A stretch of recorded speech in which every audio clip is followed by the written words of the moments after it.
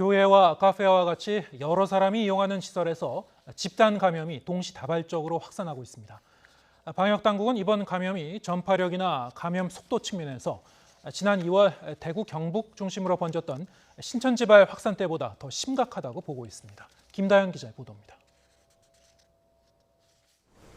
교회와 카페 등 다중 이용 시설을 중심으로 한 집단 감염은 곳곳에서 동시다발로 발생하고 있습니다.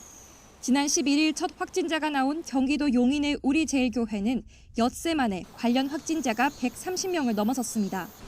밀집된 곳에서 함께 식사하고 노래를 부르는 활동이 감염 확산의 주범으로 지목된 만큼 교인을 중심으로 대부분 경기도 등 수도권에 집중돼 있긴 하지만 방역당국은 동선에 따라 복지관과 물류센터, 어린이집 등으로 감염이 번질 가능성을 주시하고 있습니다.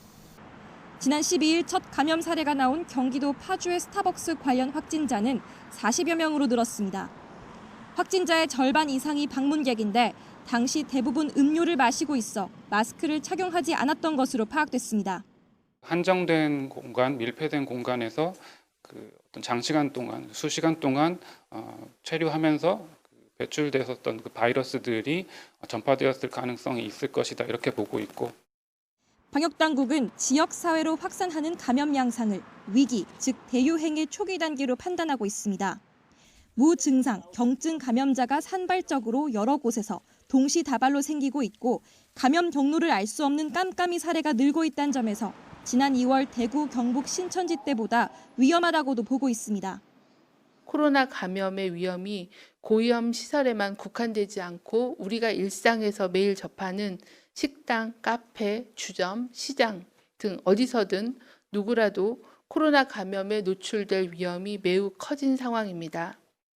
또 최근 나흘 동안 발생한 확진자의 40%가 5, 60대 고령인 만큼 병상 확보에도 비상이 걸린 상황.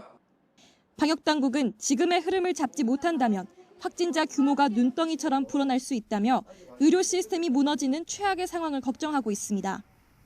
그러면서 국민 모두가 위기라는 경각심을 갖고 기본적인 방역 수칙을 매 순간 실천해야 할 때라고 당부했습니다. YTN 김다현입니다.